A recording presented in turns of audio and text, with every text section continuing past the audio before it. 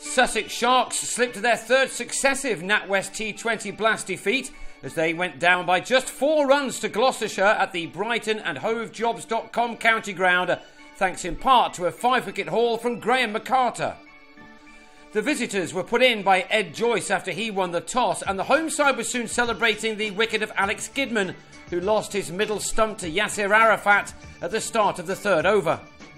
Ian Cobain came in at number 3 and had a night to remember for a confident side which had just chased down 251 in 37.2 overs to beat Leicestershire in the Championship. Cobain wasn't part of that, but Michael Klinger was. He scored a brilliant 100 in that and looked to continue that form here. But it was his partner who took charge early on, striking a whole host of boundaries in what was to become the highest score of his T20 career. He kept on finding the gaps as 43 runs were taken off the 6 overs of power play before the score was moved on to 75 for 1 at the halfway stage of the innings. It was nothing spectacular, but with so many wickets in hand, it was still an encouraging start for the Gloucesters. Cobain had reached his 4th T20 50 and his first of this campaign off only 34 balls, and he then added a couple of 6s to the 6 4s he'd struck in that positive half-century. They were both hit in one Will Beer over, which cost 16 runs, an over which really gave the Gloucestershire innings some impetus just at the right time. In 11 overs, Cobain had dominated a 2nd-wicket partnership of 102. Klinger was on 28 when he chipped Stefan Pilot out to Beer in the deep, with a score at 115 for 2 in the 14th over. Benny Howell fell at the end of the next over, missing out on a high full toss from Chris Nash, who may have been surprised to be offered a catch. Howell just wondered if it had been a no ball on height. A 4 and this 6 started over number 16 as Cobain ensured that he didn't miss out on another full bunger, this one from Pilot. That took him past his previous best of 78 in this competition. But Cobain was out next ball for an 84 made off just 51 deliveries, an innings including 8 4s and 3 6s. The bowler exacted his revenge as Cobain was caught by Joyce. With 3 overs remaining, the score read 148 for 4, and then Hamish Marshall dragged a short and slower ball over the short mid-wicket boundary for another maximum. It was a good over for the visitors as Geraint Jones also cleared the same rope in an over which cost Yasser Arafat 18 runs.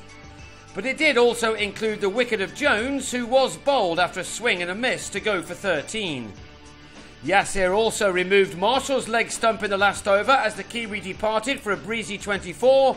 Gloucestershire ended on a challenging total of 189 for 6 from their 20 overs, leaving the Sharks to score at 9.5 runs per over to win. They needed someone to play a role similar to Cobain's if they were going to get close, and Matt Machin went after Tom Smith's opening over, striking the former Sussex spinner for 3 4s off 4 balls as he gave his side the start they were looking for. With shots like these, Machin looked in the mood. McCarter's memorable night began in an amazing fashion as he claimed 2 wickets with his first 2 balls. With his first, he knocked out Luke Wright's middle stump after he'd made 10. While with his second, the Irishman removed fellow countryman Joyce, who lobbed the bowler to Howell at mid-on. In spite of those wickets, 10 runs were still hit off the over, with Rory Hamilton-Brown smashing his 3rd ball for a maximum. With exemplary timing, he then drove Jack Taylor over extra cover for another 6, the ball after the power play had come to an end, with a total on 57 for 2. Taylor had hit a very important 6 right at the end of his side's innings, and he now picked up the big wicket of Machin, who skewed his shot off the spinner to Smith to go for 34 in the 9th over. At the halfway stage of their reply, the Sharks had reached 91 for 3 and now needed a further 99 runs off the last 10 overs. Hamilton-Brown was now the key. A 3rd 6 was followed up with a 4 as he raced on to 49 off 31 balls. His wicket was the big one as far as Gloucestershire were concerned, and Howell ended an expensive over by getting his man as Hamilton-Brown also sliced a hit to 3rd man. So with 8 overs left, Sussex had a score of 106 for 4 on the board, and the game turned against the home side when Taylor picked up 2 wickets in his last over. He bowled Ben Brown for a golden duck before taking a return catch to get rid of Yasser Arafat, who also hadn't troubled the scorers. For a man who was out of the game for a while because of a problem with his action, it was an excellent spell which brought him figures of 3 for 23, but the game wasn't over yet as Pilot went after Smith with some success.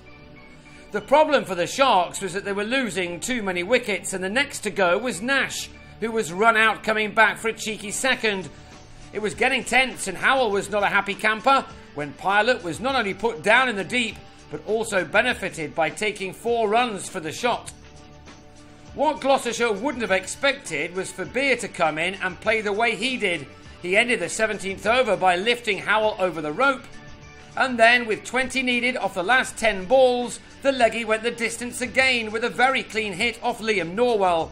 That meant that 10 runs were required off the last 6 balls. It was an over that belonged to McCarter. The Sharks have been involved in a few close finishes already this season, but they fell short in this game after Pilot drilled the second ball to Dan Housego at long off to go for 25.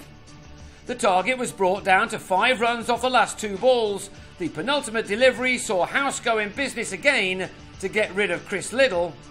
And then, needing to go the distance off the last ball of the match, Beer, who'd played brilliantly for his 37 off 17 balls, went in the same way as McCarter finished with the figures of 5 for 35, which were not only the best of his T20 career, but also the best figures by anyone in this year's tournament. Sussex were all out for 185 to the last ball, and that meant a defeat by just 4 runs on what was a thoroughly entertaining evening. Both sides are now in the bottom 4 of the South Division with 2 wins thus far. Gloucestershire meet Glamorgan next at home on Sunday, while Sussex travel to London to meet Surrey next Friday.